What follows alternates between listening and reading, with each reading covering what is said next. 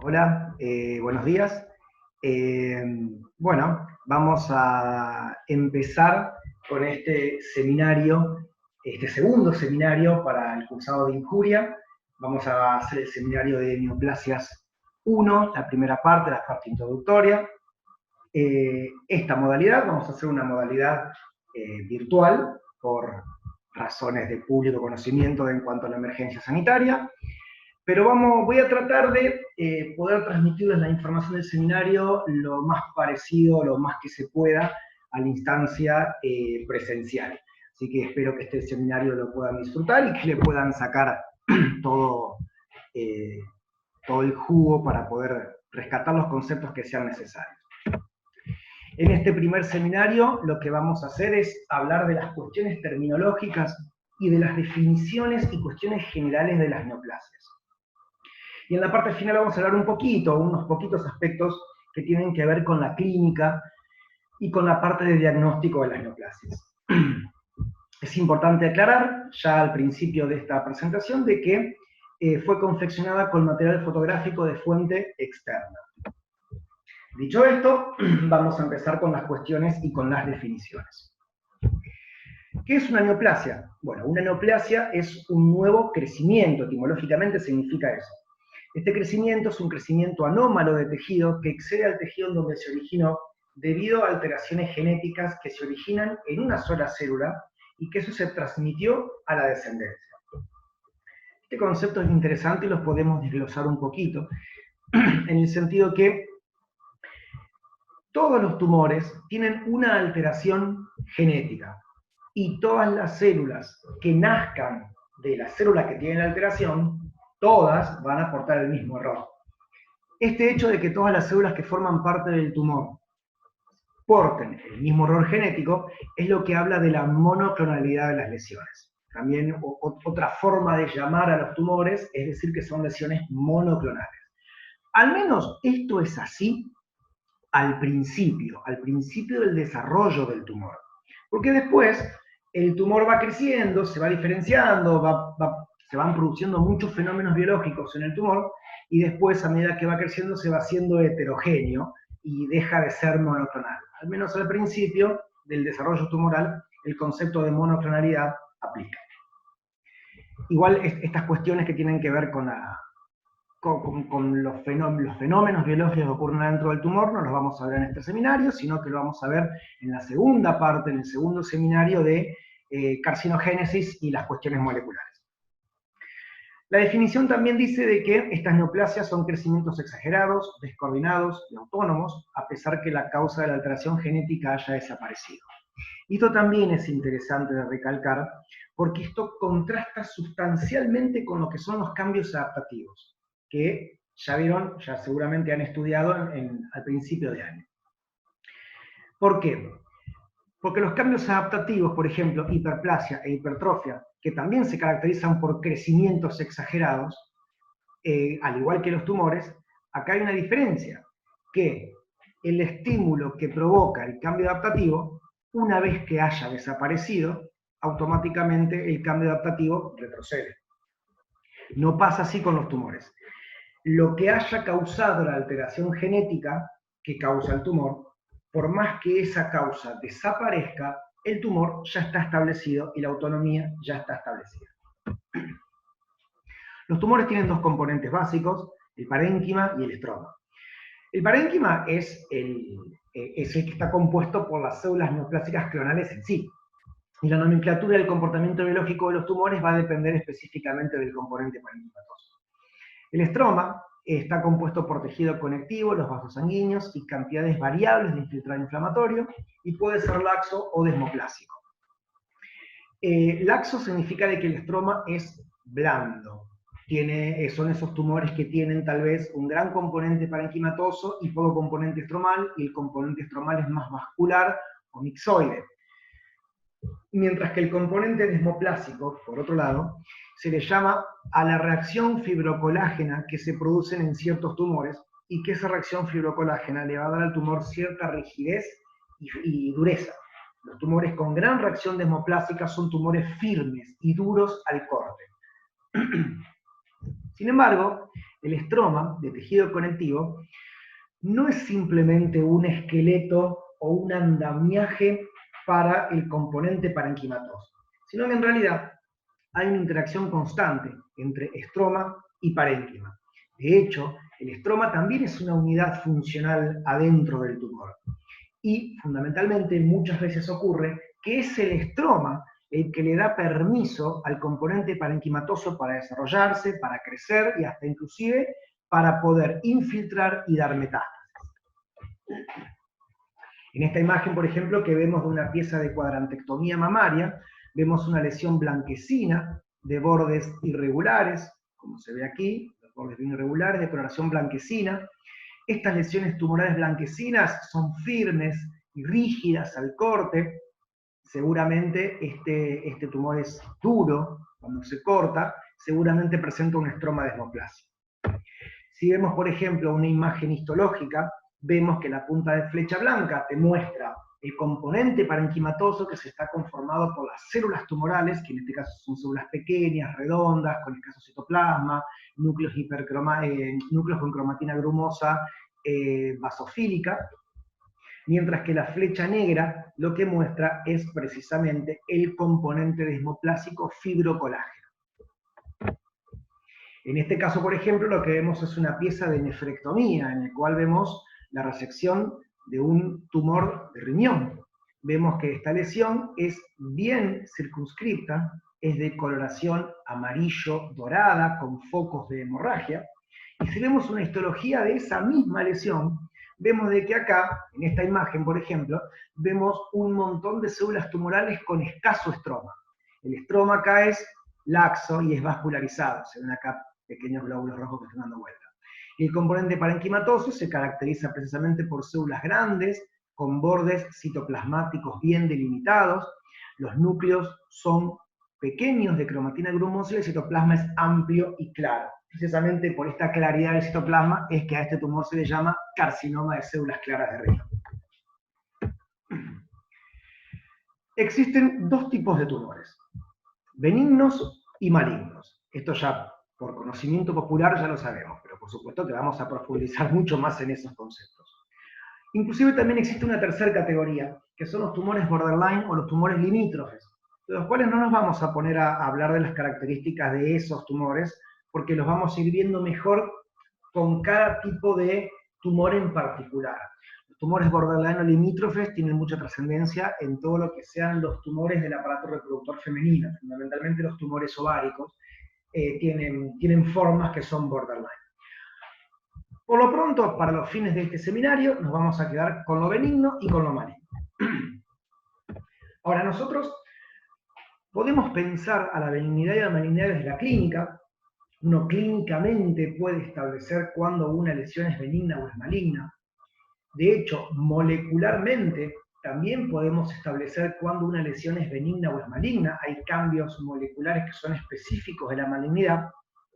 Pero también podemos definir la malignidad desde la histología, que es precisamente lo que hacemos los patólogos cuando vemos un corte de biopsia de un tumor en el microscopio.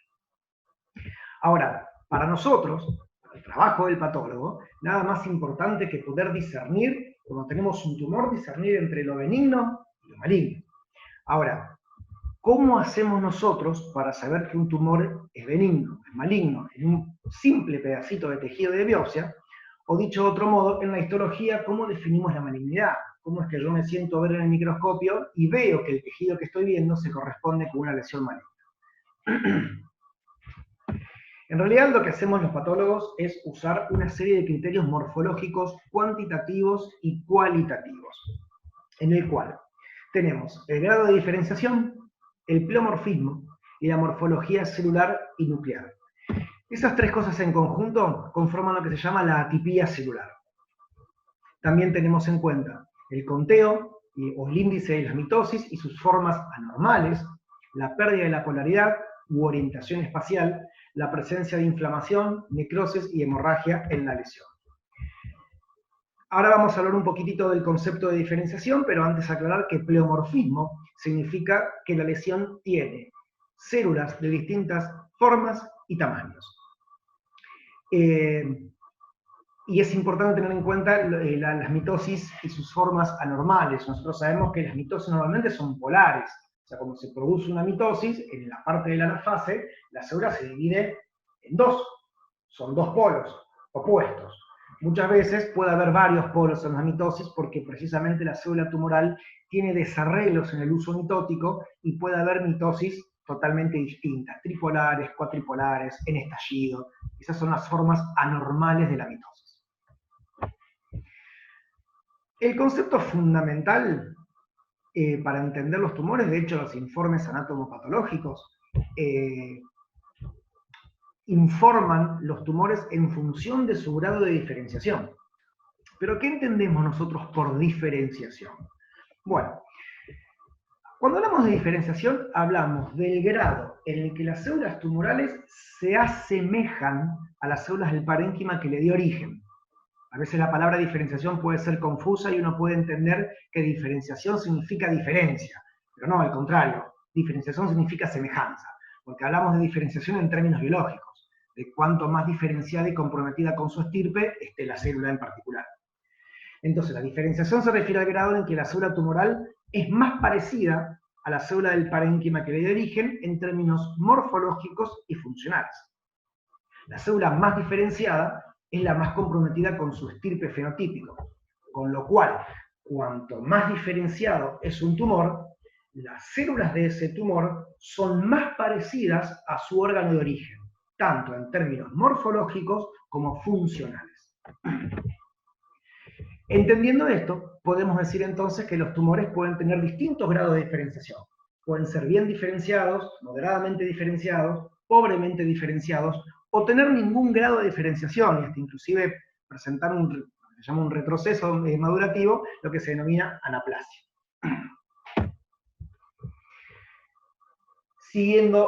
Integrando estos términos con lo que vimos antes, podemos entender entonces que los tumores menos diferenciados, o sea, los que menos se parecen al órgano de origen, van a ser al mismo tiempo los más atípicos. Un tumor menos diferenciado va a ser el que tenga células con mayor pleomorfismo, con núcleos más atípicos, con mayor pérdida de la polaridad, con mayor cantidad de mitosis, con más formas bizarras y generalmente focos de necrosis y hemorragia. Los focos de necrosis y hemorragia adentro de un tumor muchas veces tienen que ver con dos fenómenos. Primero, el de la necrosis es porque muchas veces el componente parenquimatoso crece a mucha mayor velocidad que sus vasos sanguíneos. O sea, el componente parenquimatoso crece más rápido que el estroma vascular. Entonces, hay pocos vasos nutricios para un gran volumen tumoral. Entonces, si tengo mucho tumor y poco vaso sanguíneo, el tumor entra en necrosis por isquemia. Y muchas veces la hemorragia adentro de un tumor va a tener que ver con los fenómenos de angiogénesis. La angiogénesis tumoral, que lo vamos a ver en el próximo seminario, los mecanismos de angiogénesis. La angiogénesis tumoral forma vasos, nuevos vasos sanguíneos dentro del tumor, pero que son bastante deformes y bastante frágiles. Y fundamentalmente son vasos que se rompen enseguida y pueden hacer focos de hemorragia. Vamos a tratar de poner estos conceptos en una imagen, como para que esto nos vaya ayudando a ir captando e integrando los conceptos en una imagen histológica particular. Acá lo que tenemos es una biopsia de piel. Vemos que acá tenemos la epidermis. La epidermis tiene una polarización particular, una polarización que es específica para la piel, y esta polarización se trata de que, se trata de que todas las células basales están dispuestas una al ladito de la otra, todas en disposición vertical, y que a su vez las células basales, que son chiquititas e hipercromáticas, a medida que van madurando o polarizándose hacia la superficie, a medida que van creciendo, adquieren un citoplasma más grande, más eosinófilo, hasta que cuando llegamos a la capa córnea, cuando llegamos a la capa córnea, a la capa superficial, no podía hacer aparecer el cursor. Cuando vemos que llegamos hasta la capa córnea, en la capa córnea vemos de que esta capa es acelular, son simplemente láminas de queratina. Con lo cual, la polarización normal de la piel es de la profundidad hacia la superficie, y desde las células basales, que son mucho núcleo y poco citoplasma, a la capa córnea de la piel, que son simplemente láminas de queratina acelular.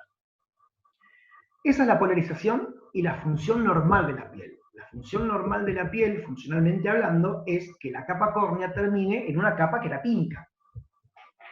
Fíjense que en la dermis superficial tenemos la infiltración por parte de un tumor. Esta estructura que vemos acá, esto que vemos acá, esto que vemos acá, estos cordones que vemos acá, son todos nidos de células tumorales. Pero fíjense, estas células tumorales, que las vemos acá, después las vamos a ver un poquito más grandes, estas células tumorales tienen un citoplasma. Las células tienen un citoplasma rosado, muy parecido al citoplasma eosinófilo rosado de la capa espinosa de la piel. Fíjense de que están las células acomodadas en nidos. Y fíjense que estos nidos, como este grandote, este nido grandote acá que se ve, estos nidos generan queratina, pero la queratina, en vez de estar polarizada hacia la superficie, como en la piel normal, está polarizada hacia el centro del nido.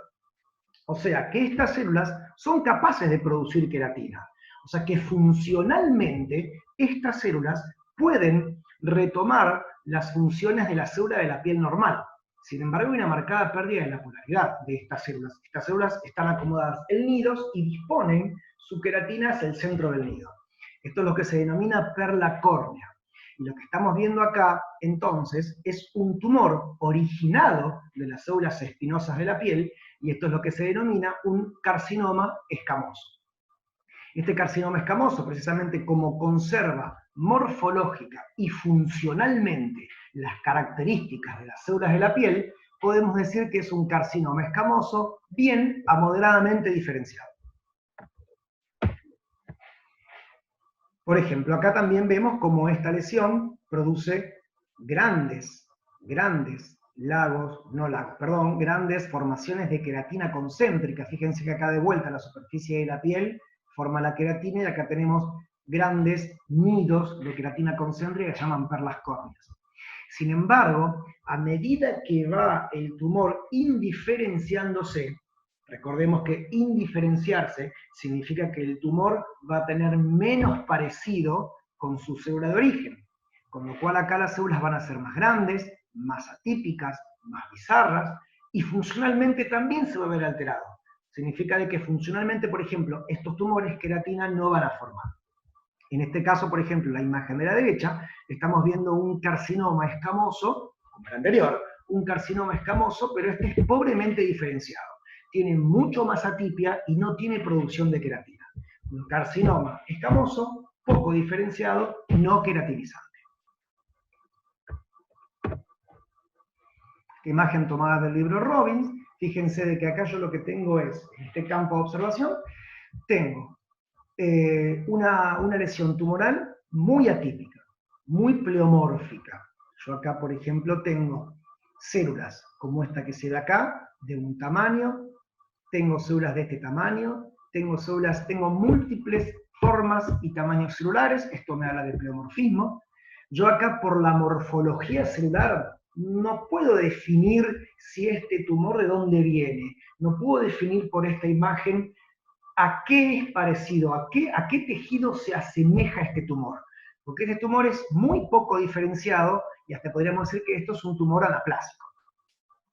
Fíjense, entonces, acá en el centro del campo, que es como lo más característico de esta imagen, es esta mitosis tripolar.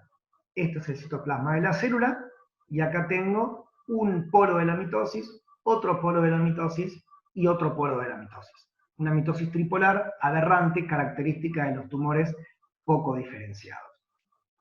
Ahora, si yo por la morfología, mirando en el microscopio, mi biopsia teñida con hematoxilina y eosina, no puedo definir el estirpe de la lesión, o sea, no puedo decir de dónde viene porque es muy poco diferenciado, con lo cual no tengo herramientas histológicas para decir de a qué órgano se parece.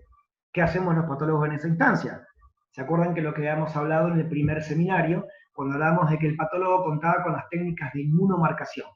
Yo, esta lesión, que histológicamente no sé definir de qué órgano viene, yo puedo usar en ese caso técnicas de inmunomarcación, y en función de la marcación de los anticuerpos monoclonales que uso, yo puedo definir más o menos el estirpe o el probable sitio de origen de la lesión.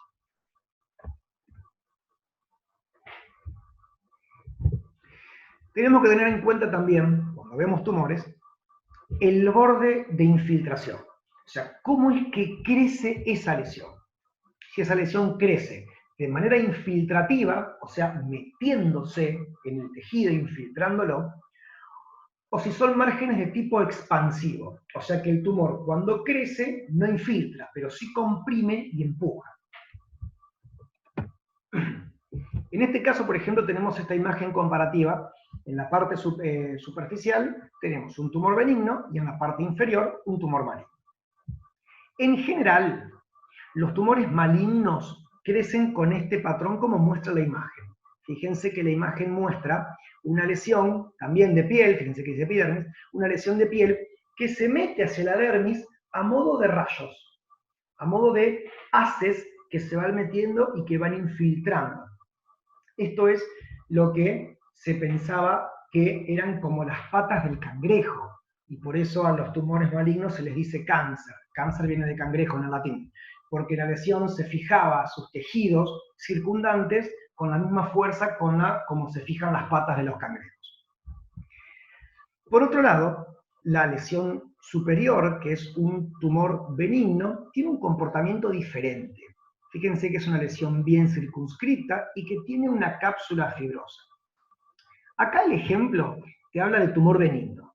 Sin embargo, es válida la aclaración de que los tumores malignos también pueden tener este patrón de crecimiento de tipo expansivo. De todos modos, me quiero detener un poquito en esto de la cápsula fibrosa. Nosotros, cuando hablamos de la cápsula fibrosa, pueden pasar dos cosas. Hay lesiones que sí desarrollan una cápsula colágena, que pueden estar encapsulados, ya sean tumores benignos o malignos. Inclusive, el estado de la cápsula a veces puede tener una notoria trascendencia a la hora de definir un tumor como benigno o como maligno. Esto tiene mucha importancia fundamentalmente en los que son los tumores foliculares de tiroides. Sin embargo, hay tumores que cuando crecen no tienen una verdadera cápsula. No todos los tumores benignos, por ejemplo, en este caso, en esta instancia, no todos los tumores benignos están encapsulados. Muchas veces esa cápsula no es verdadera. Esa cápsula es una pseudocápsula. ¿Y por qué se establece esta pseudocápsula? Porque la lesión, al crecer empujando, comprime. Y al comprimir se produce un fenómeno de atrofia por compresión. El tejido atrofiado puede colagenizarse, inclusive se puede calcificar. Entonces, ese tejido atrófico colagenizado alrededor del tumor, sea benigno o maligno, pasa mucho con los benignos, pero los malignos también, sea benigno o maligno, el tejido atrófico por compresión da la impresión como si fuese que el tumor tiene una cápsula, pero en realidad es una pseudocápsula. Las lesiones que sí, por su estructura, tienen una cápsula verdadera son los quistes. Tienen una pared de tipo cápsula, de tipo cáscara, que los envuelve. Después lo que vamos a ver más adelante qué es un quiste.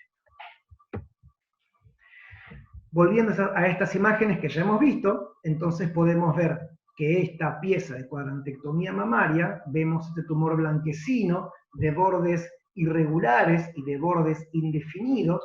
Esta lesión crece de modo infiltrativo, mientras que este tumor renal que observamos acá tiene un patrón de crecimiento más de tipo expansivo. Después vamos a ir viendo en cada uno de los tumores que vayamos estudiando, de que si bien estas son generalidades, que este tumor maligno crezca de modo expansivo no significa que sea menos maligno. Pero bueno, esos son detalles que los iremos viendo más adelante.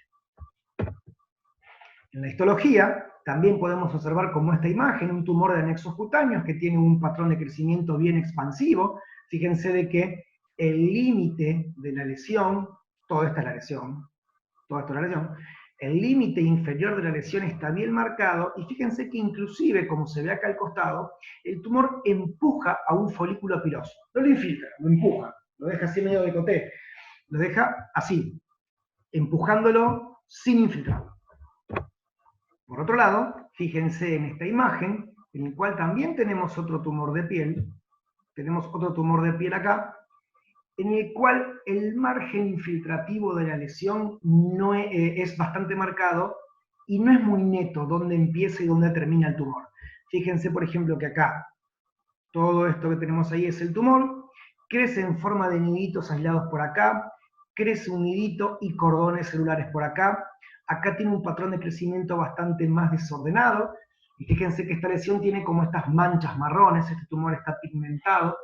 Acá lo que estamos observando es un melanoma, un tumor cutáneo maligno con un patrón de crecimiento claramente infiltrativo.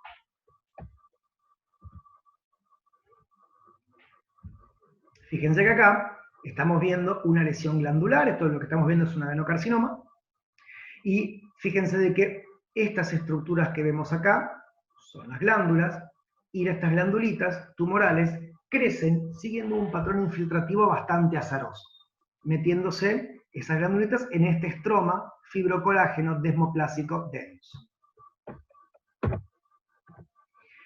Les dejo este cuadro comparativo entonces con todo lo que estuvimos viendo. Podemos establecer generalidades, estas no son cosas de 100%. Podemos establecer generalidades de cómo se comportan los tumores benignos y cómo son los tumores malignos. Los tumores benignos tienen crecimiento lento y progresivo, pueden tener cápsula fibrosa peritumoral. Por definición, si son benignos, son bien diferenciados. Ahí no hay chance. Precisamente por ser bien diferenciados, generalmente no tienen atipía o la atipía es muy leve. No hay pleomorfismo, el conteo mitótico es bajo, y en general no hay necrosis y hemorragia, y fundamentalmente los tumores benignos no dan metales. Por otro lado, los tumores malignos es mucho más general y mucho más variable su comportamiento. Pueden crecer rápido, pero también pueden crecer lento. Pueden tener margen infiltrativo, pero también pueden ser encapsulados. Pueden ser bien diferenciados, moderadamente diferenciados, pobremente diferenciados o anaplásicos, con lo cual, entendiendo el grado de diferenciación, pueden tener atipía leve, moderada, severa, pueden o no tener pleomorfismo, el conteo mitótico puede ser alto o bajo, o pueden tener mitosis muy aberrantes, pueden tener necrosis y hemorragia, y generalmente los tumores malignos se asocian a necrosis y hemorragia. Esta imagen tomada del Robbins, como para cerrar esta parte introductoria que tiene que ver con las generalidades de los tumores, vamos a hacer una comparación entre un tumor benigno del músculo liso uterino, un leiomioma, y un tumor maligno, un leiomiosarcoma. Fíjese entonces, esta imagen lo que muestra es una histología de un músculo liso uterino normal. Fíjense que el músculo liso uterino son células largas, con citoplasmas largos, ausados, fusados. Los núcleos también son alargados. La cromatina es grumosa, es puntiforme. Fíjense de que la característica de los núcleos son todos los núcleos iguales. Y las células están polarizadas todas, una al lado de la otra, conformando haces. Esa sería la histología, la citología y la polarización normal del músculo liso. Si tenemos, por ejemplo, un tumor de músculo liso, un leiomioma, observamos que la citología, o sea que el componente celular del leiomioma, es un componente celular que citológicamente es muy parecido a la célula muscular lisa normal. Pero vemos en este campo de observación que la densidad celular es mucho más grande y que la polarización está perdida, porque acá no tenemos haces largos, sino que tenemos células musculares conformando haces cortos o distribuidas de manera azarosa, o sea que están ubicadas en el plano como les parece. Pero no hay mitosis, no hay atipia, no hay necrosis, sino de que precisamente no hay atipia, la célula del tumor benigno es muy parecida a la célula normal. Por ser benigno, es siempre bien diferenciado, y por ser bien diferenciado, no hay atipia. Fíjense la diferencia entre un tumor maligno del músculo liso, un leiomiosarcoma, en el cual acá, fíjense, si comparamos la imagen de este tumor con el músculo liso normal, hay una marcadísima diferencia. Acá hay pleomorfismo, acá hay atipia, acá hay una gran densidad celular, los núcleos son grandes, irregulares, pleomórficos. Fíjense que hay mitosis, como esta acá, esta mitosis aberrante, esta mitosis multipolar.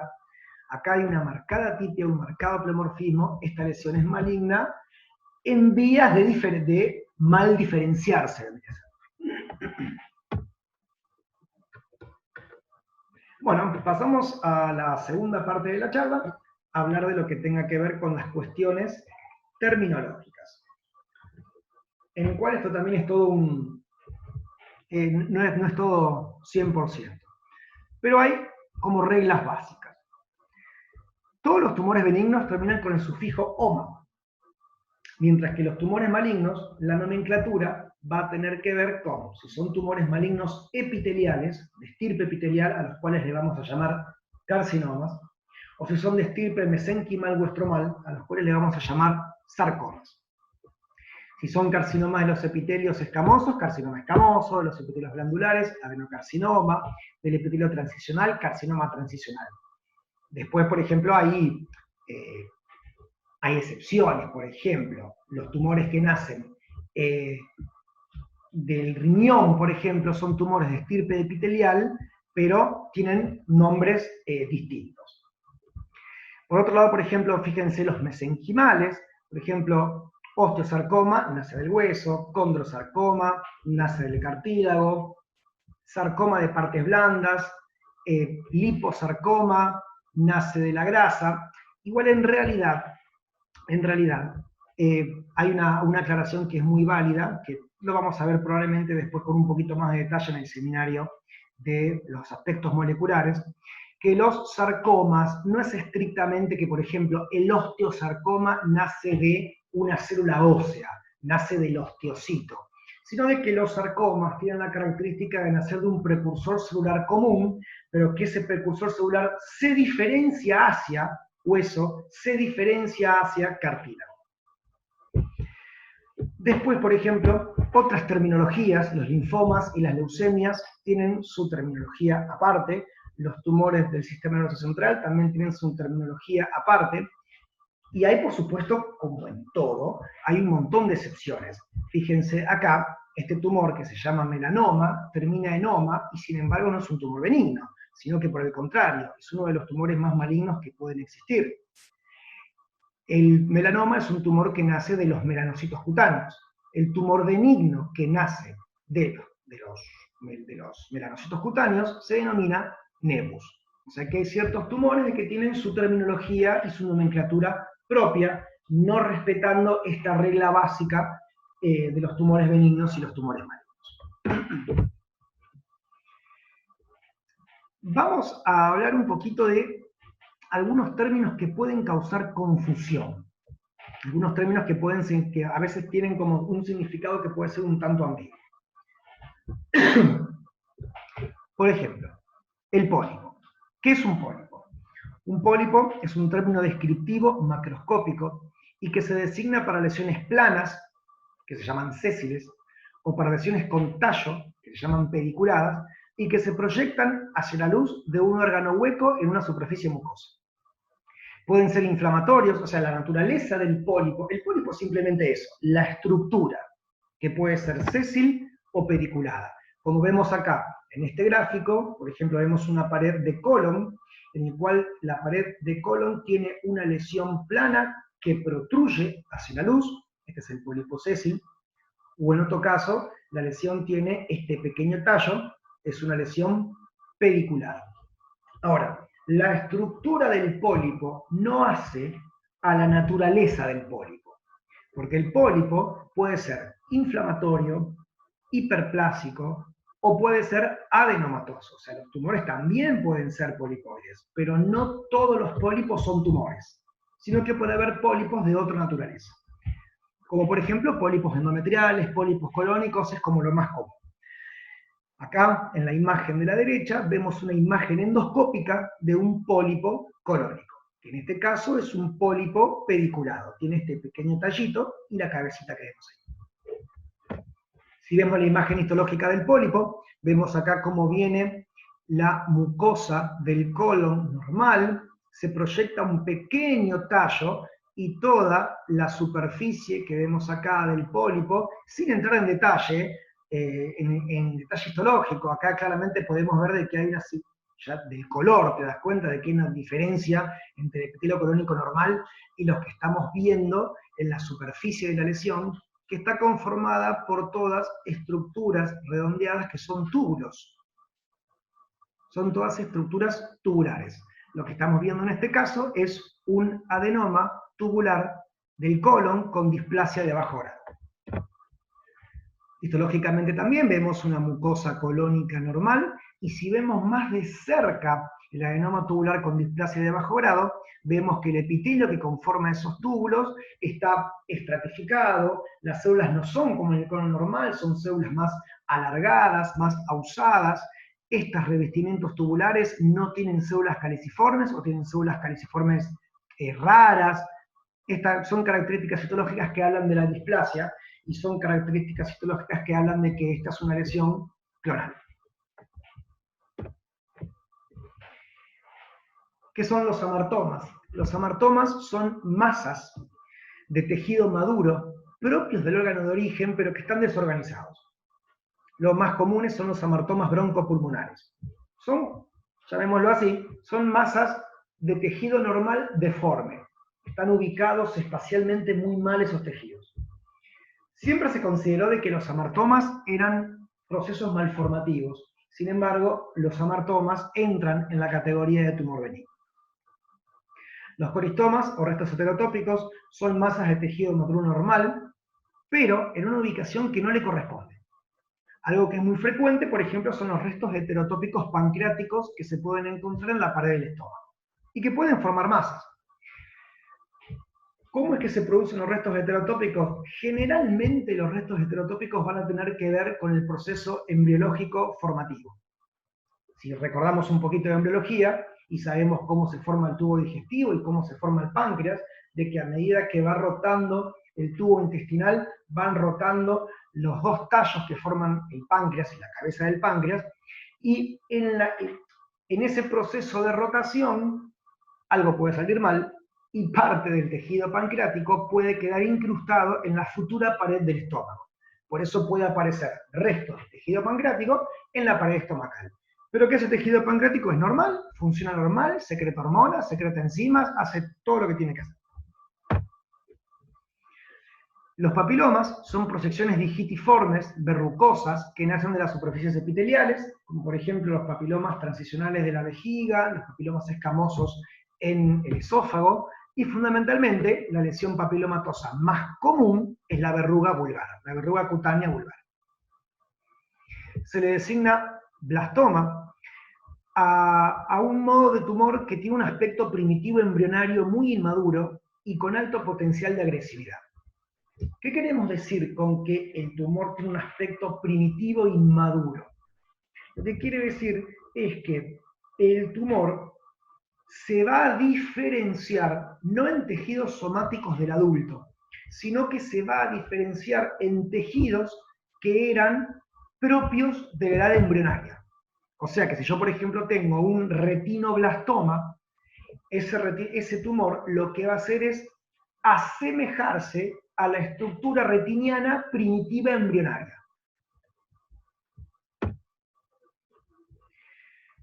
Los quistes, por otro lado, son un término descriptivo que se utiliza para definir a las lesiones cavitadas. En esto pasa lo mismo, muy parecido a lo que pasa con el pólipo. Tanto la palabra pólipo como la palabra quiste son términos descriptivos, pero la palabra quiste no habla de la naturaleza del quiste, porque puede haber quistes tumorales y puede haber quistes tanto benignos como malignos, pero los quistes no son solamente tumorales, también pueden ser quistes inflamatorios, quistes traumáticos. Adentro del quiste puede haber una o varias cavidades, pueden ser uni, bi o tri multiloculados.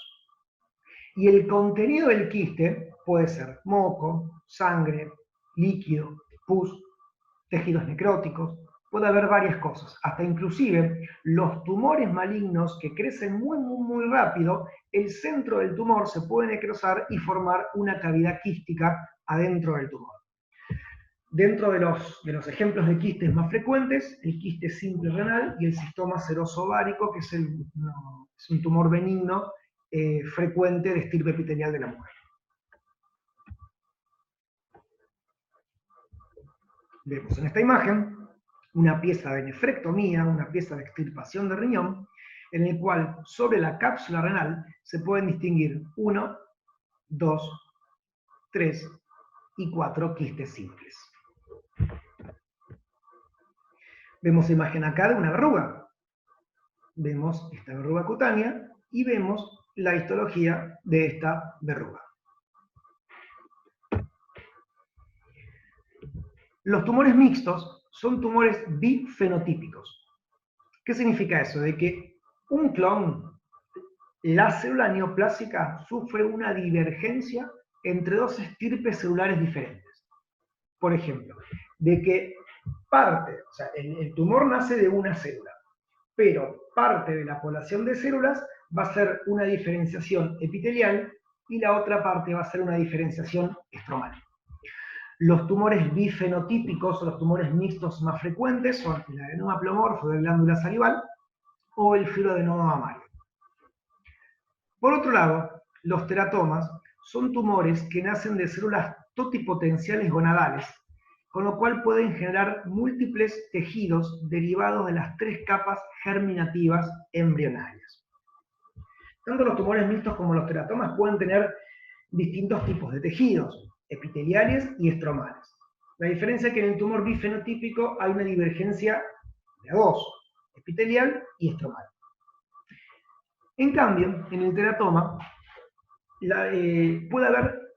pueden ser masas tumorales compuestas por múltiples tejidos. Y esto sigue una lógica, esto es muy fácil de entender, en el sentido que estos tumores nacen de las células totipotenciales gonadales, o sea que nacen de las ovogonias o nacen de las espermatogonias, fundamentalmente de las homogonias, los teratomas son más frecuentes ahí. Nacen de las ovogonias. Si de las células germinales nacen todos los tejidos del cuerpo, potencialmente de una célula germinal pueden nacer todos los tejidos del cuerpo, claramente de un tumor que derive de una célula germinal se pueden generar todos los tejidos del cuerpo. Y ahí es como tenemos el teratoma. Vemos esta masa de teratoma que está conformada por un montón de tejidos y un diente. Adentro de un teratoma pueden crecer dientes, pueden crecer pelos, puede crecer hueso. Fíjense, otra lesión quística de ovario, la cual adentro de la lesión hay pelos. ¿Por qué hay pelos? Porque se generan múltiples tejidos somáticos maduros distintos adentro de un teratoma. Si lo analizamos histológicamente, adentro de la masa de tejidos del teratoma va a haber todos tejidos histológicamente normales, totalmente normales, pero totalmente distribuidos de manera muy azarosa. Fijémonos acá, por ejemplo, vamos a tener tejido tiroideo, epitelio respiratorio, glándulas mucinosas secretoras, estas parecen glándulas salivales mucinosas, también podrían ser glándulas pilóricas gástricas, y en el medio de todo eso, bandas de músculo liso. En esta imagen histológica, fíjense, por ejemplo, que acá tenemos una epidermis, o sea, quiere decir que el tumor fabrica epidermis, glándulas sebáceas por debajo de esta piel van a nacer los pelos y el sebo, que es característico de los teratomas. Y fíjense que por debajo de esta estructura cutánea encontramos esta masa de tejido que es cerebro, y al lado de esta masa de tejido vemos estas estructuras arborescentes de forma papilar que son plexos coroideos. O sea, de que adentro de la estructura del teratoma puede haber cualquier cosa. Hasta inclusive se plantea formas raras. Está planteado que en algunos casos hay ciertas formas de tumores extremadamente bien diferenciados que pueden remediar estructuras humanoides, como se ve acá, por ejemplo, que se denominan los homúnculos. Otro término que suele causar mucha confusión es el término de displasia versus carcinoma in situ. Bien, la displasia es un crecimiento desordenado neoplásico que se aplica preferentemente a los epitelios. O sea, quiere decir que la displasia es un proceso clonal. El término displasia en sí mismo significa crecimiento desordenado. Pero que ese crecimiento desordenado, clonal y neoplásico, ocurre preferentemente confinado al epitelio. Ese desorden arquitectural puede afectar la parte basal del epitelio, lo que se denomina displasia de bajo grado, los 2/3 del epitelio, lo que se denomina displasia moderada, o puede afectar el espesor total del epitelio, denominándose en ese caso displasia de alto grado o carcinoma in situ. Las displasias de alto grado son preinvasivas, porque el proceso clonal afecta el epitelio, pero el proceso clonal no rompe la membrana basal que está por debajo. En ese caso se los denomina neoplasias intraepiteliales. Si la neoplasia intraepitelial rompe la membrana basal y accede al colon propio, se transforma en una lesión infiltrante. A veces puede generar confusión el término metaplasia y displasia, y esto no debe generar confusión porque son dos cosas distintas. Fundamentalmente la metaplasia es un cambio adaptativo y la displasia es una proliferación clonal. Sí es verdad, que esto es lo que a veces puede causar confusión, es que ambos procesos pueden estar juntos, en el sentido de que las metaplasias pueden funcionar como un terreno fértil para la transformación displásica y posterior desarrollo de un tumor. Esto después ustedes lo van a ver con más detalle cuando estudien tumores en particular. Por ejemplo, en estómago, cuando ustedes estudian las gastritis crónicas, van a saber que las gastritis crónicas, por el proceso de gastritis, pueden generar en el epitelio gástrico metaplasia intestinal. Y esa metaplasia intestinal puede transformarse en displasia intestinal, y de la metaplasia intestinal surgir un adenocarcinoma infiltrante de tipo intestinal en el estómago. Eso después lo van a ver con más detalle, pero yo solamente les tiro el ejemplo. Cuando la mujer se hace un PAP, una citología exfoliativa cérvico-vaginal, precisamente lo que el patólogo busca, analizando el examen citológico de una citología exfoliativa cérvico-vaginal, buscamos precisamente la lesión displásica, la displasia de bajo grado o el ESIL, o la displasia de alto grado, moderada o severa, que es el SIM2 o el SIM3. Precisamente lo que se hace con el PAP es buscar la lesión preinvasiva. Por eso es un método, el PAP es un método de screening. Esto también lo vamos a ver, lo van a ver más adelante cuando vemos patología cervical. Y acá vemos una imagen comparativa que muestra un epitelio cervical de la zona de transformación cervical normal, en el cual tenemos acá una capa basal bien polarizada, las células basales dispuestas una al ladito de la otra, y ese epitelio crece hacia la superficie, y en la medida que crece, el citoplasma se hace amplio y cargado de glucógeno, por eso se ve así de claro, y los núcleos más superficiales son núcleos pignóticos, o sea, núcleos chiquititos. Si comparamos con la imagen de la derecha, en el cual vemos de que el espesor total de esta lesión, de este epitelio, perdón, está siendo ocupado por una lesión que tiene células grandes, con una marcada pérdida de la polaridad, con mitosis. Fíjense que la capa basal no está tan polarizada, sino que es bastante irregular. No hay una maduración del epitelio, como se ve en la imagen de la izquierda, sino de que en el espesor total epitelial, todas las células son todas iguales. Entonces esta imagen lo que compara es un epitelio cervical normal y una lesión escamosa intraepitelial de alto grado, un SIM3-HSIL.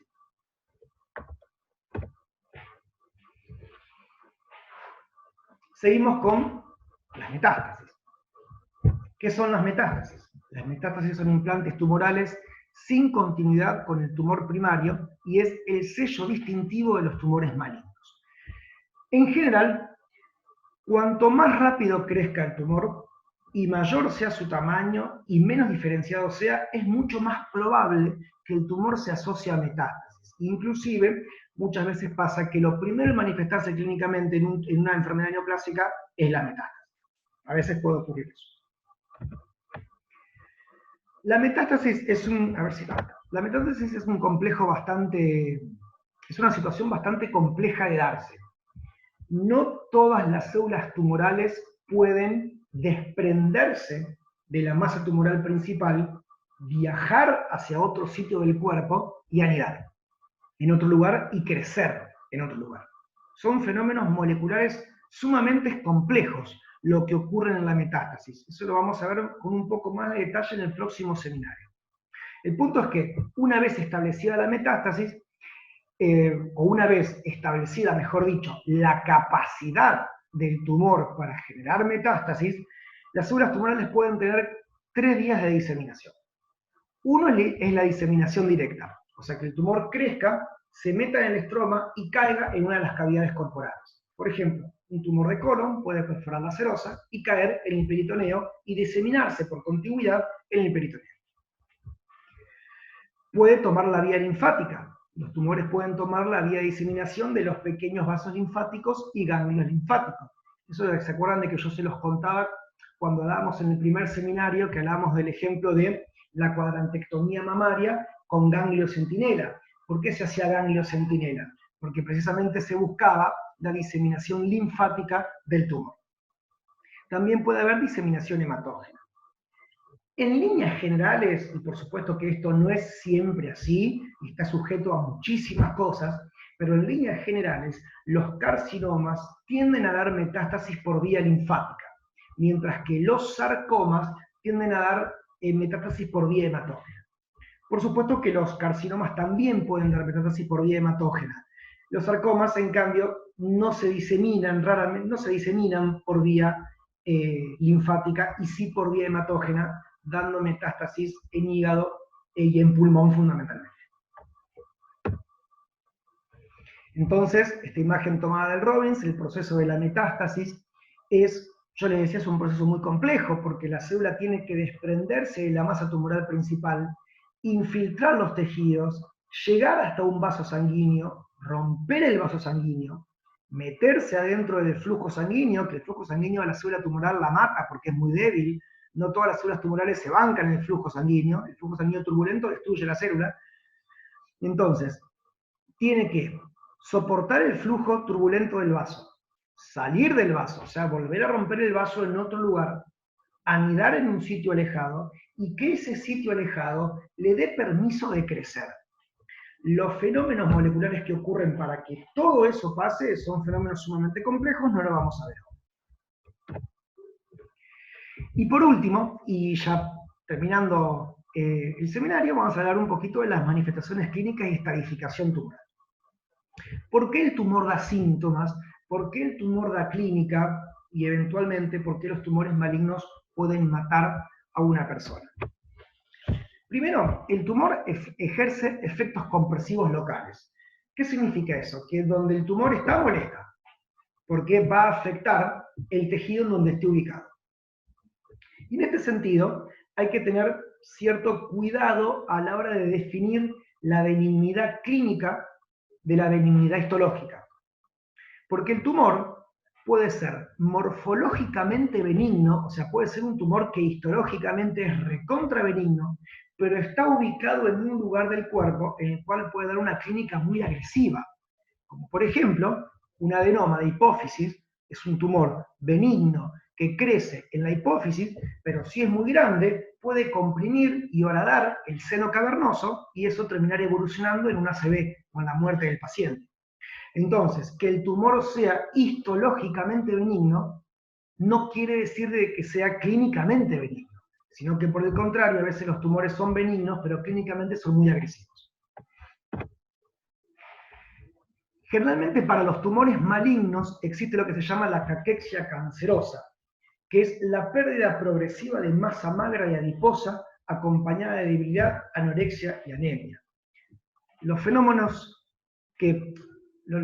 metabólicos y moleculares y fisiológicos y hormonales que se producen para esta situación son muy variados y van a depender de cada tumor en particular. Lo que sí podemos decir de que no todos los tumores malignos terminan en caquexia cancerosa, pero otros sí.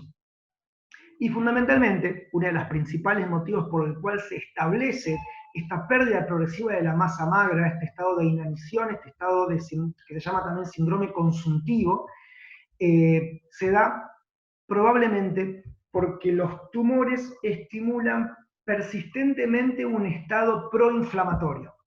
Y ese estado proinflamatorio en el huésped es sumamente catabólico.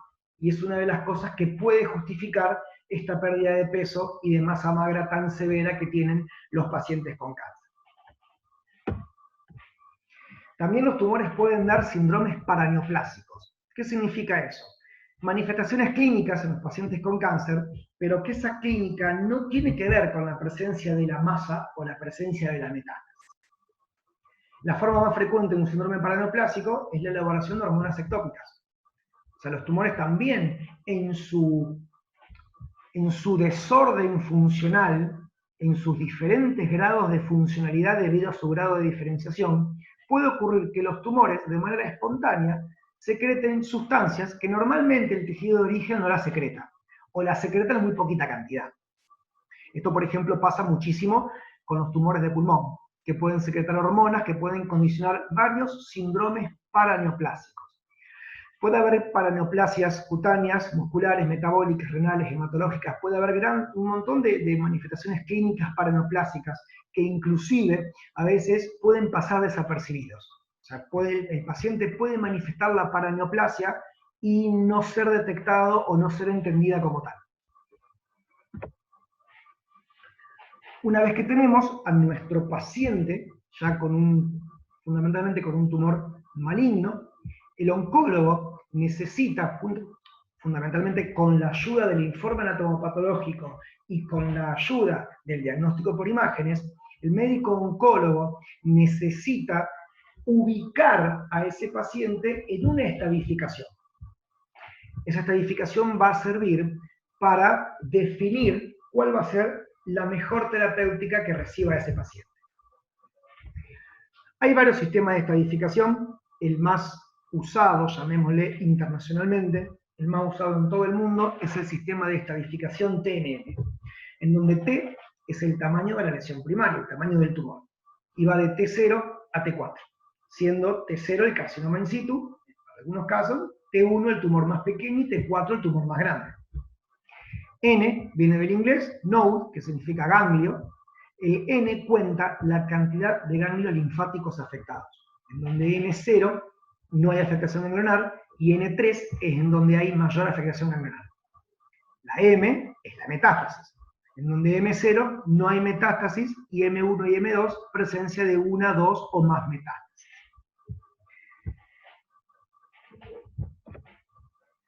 Por ejemplo, en cáncer de mama, si yo tengo la nomenclatura T2, N1, M0, estoy queriendo decir que el tumor mide entre 2 y 5 centímetros, que afecta solo ganglios regionales en nivel 1 y nivel 2, ipsilaterales, y que no presenta metástasis a distancia.